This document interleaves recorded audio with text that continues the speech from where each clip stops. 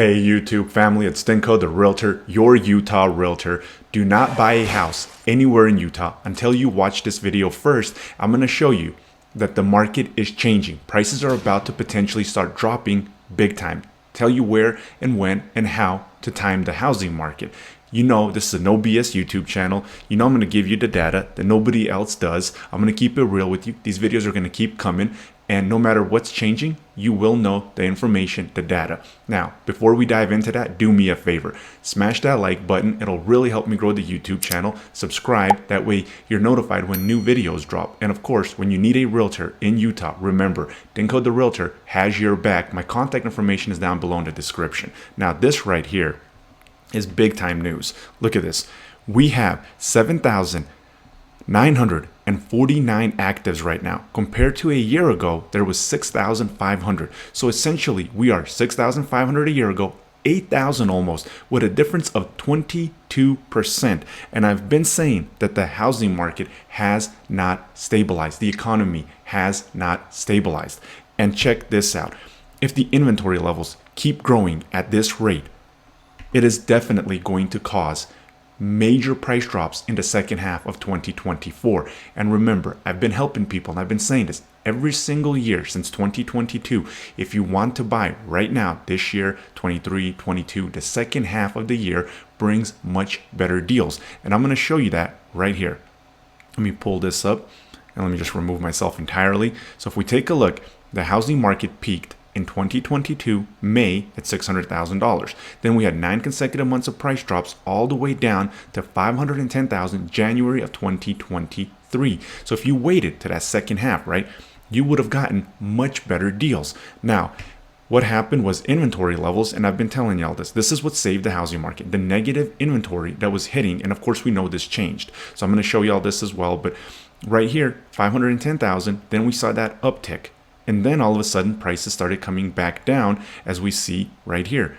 So the second half of the year is the better time to buy. That's going to be true here for 2024 as well. That's what the data is indicating. However, if this is happening right here with this growth of inventory year over year, that is actually resembling more of what happened in May of 2022. And then when we saw these major price drops, check that out. Now, if that happens, then of course you're going to be able to get a much better deal in the second half of 2024 than in 2023. The second half of the year is going to be providing the much better deals. And of course, if the recession hits, then we're not going to see that rebounding effect in the spring. I've been telling the sellers to sell in the spring and the buyers that I'm working with to buy after the slowdown occurs. And we have to follow the data. Right now, that is still not the case. It is still a seller's market, barely holding on. Because if we take a look at the data here, it is changing and the amount of inventory. Now, the other thing that's going on is, look at this right here. This is your entered, right? You're seeing these listings. Here they are, 500 more, 500 more, 500 more. And we went over this right here. If we take a look at the listing inventory, look at the increases. All of a sudden, at the end of 2023, that changed slightly, right? Nothing major. But then into 2024, look at the units extra. So extra 500, 574, 499, 574, and 535. Essentially, 1,600 units more hit the housing market January, February, and March than they did a year ago. And we are seeing that. And then sales last month in March were down almost 300 units. So sales haven't rebounded. The listings that are hitting the market are up 500 units. And if we take a look at the preliminary data here for April, let me remove myself again. Look at that. 4,011 in 2023 hit the housing market, 3,624 already, and we are on April 21st. That means we still have another, 9 or 10 days left in the month, which means we probably are going to have another month where we're going to have an increase in inventory, and yet sales, they haven't recovered. And let me actually pull this chart here because this is something that we need to take, pay attention to it very, very well. So let me pull that up here. There we go.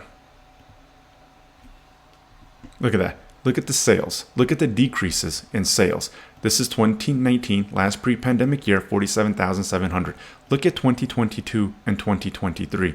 I've been saying the housing market hasn't stabilized, the economy hasn't stabilized, and here is Jerome Powell, the chairman of the Fed himself, stating that, look, housing industry, oh, this is actually a different one I'm going to show y'all. But anyway, let's just actually jump to this one since I'm already here. Housing industry urges Powell to stop raising interest rates and risk an economic hard landing. Well, if that's the case, interest rates are not coming down. I mean, look at this right here. Let me pull this up. Fed Chairman Jerome Powell says that there has been a lack of further progress this year on inflation. And I've been saying the Fed is stuck between a rock and a hard place. They have to fight against inflation, but at the same time, that fight against inflation is keeping these interest rates so high. It's causing issues in the tech industry, in the commercial real estate industry, in the car industry. There is a recession brewing, knocking on the door, and things don't just stabilize overnight. People say, oh, it's been 6 months, nothing happened, and I don't think it's going to happen. Well, hey, world doesn't revolve around prime. Prime started existing here recently in history. Go look at 0809 charts. Go look at the dot-com bubble of 2000. Go look at every single recession that we've had. It does not just happen overnight, and especially the major ones. Nobody wants this to happen. People don't want to lose their jobs. People don't want to lose their positions in the political hierarchy, wherever they are at. So anyway, look at that. And now if we take a look at the interest rates, this is October when builders were starting to discount inventory further, and that always happens in the second half. And look where we're at. We're 7.5%. That is 8%, 7.5%. That is not a huge difference. We are almost there. And if we take a look at the 10-year, look at the 10-year. It is almost back into that October, November levels, which means, and Jerome Powell himself is stating that, hey, there has been a lack of progress. Interest rates are not going to just drop.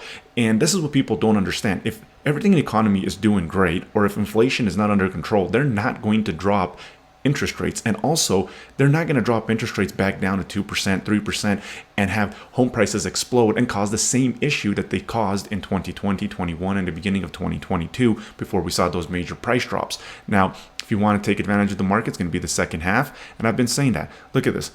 Look at the amount of money that they are just printing. And if you take a look right here, won't let me highlight it, but 122% of our GDP. I mean, look at this, 1960, 1980, 2000, and this right here is 2024. This is not a healthy economy. We literally, all the money that we would make in America together, we would not be able to pay off the national debt. That is not a good thing. I mean, they're printing money right now.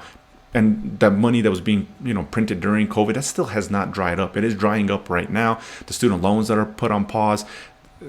I have videos about all of this stuff, previous videos. We're not going to go into this, but commercial real estate, the tech bubble, the resuming payments of the student loans, the car industry is resembling 0809. All of these things have not stabilized. And I've been saying the economy has not stabilized. Now, if you want to, ride this out in the long run, it could be potentially another 6 or 12 months. Things don't just happen overnight. But if you're wanting to buy in 2024, I mean, look at the data. It is indicating that the second half is going to be pretty nice if you're a buyer. And if you're a seller, you need to get your house on the market ASAP. And this is something else that I actually want to show y'all. Let me pull this up. Look at this. If we go to sometimes this thing just doesn't cooperate. I don't know why it doesn't do that. Here we go. Take a look at this. 2023 in June. At the end of June, we had 8,096 units. This is the last day, June 30th of 2023. However, we're essentially there in April. Now, if we take a look at the price chart, let me pull the price chart up here. What happened last year? Well, if we go to June, that's actually when the market peaked. And then all of a sudden we saw the price drops. And look at that right there in December, right? So if the housing market is essentially already peaking, that means that the second half of 2024 could see much bigger price drops than 2024, resembling 2024 second half is going to see bigger price drops than 2023, resembling the price drops of 2022. And we see that the pattern is second half of the year is a time to buy. If you're a seller, you want to put your house on the market as soon as the holidays are over. February, March, April, May, and June is maybe your last month before it ultimately starts flipping into a really strong buyer's market. And the way the data is indicating right now, this market is going to be much better than last year. And that's, if you want to take advantage of that this year, my contact information is down below. Again, just want to show you all the data. Look at this. Look at the inventory. Look at the difference right here. So this is today on the 21st. I'm recording this on Sunday, 7,920 versus 6,676. If you take a look over here on June of 2023 at the end of the month, 8,096.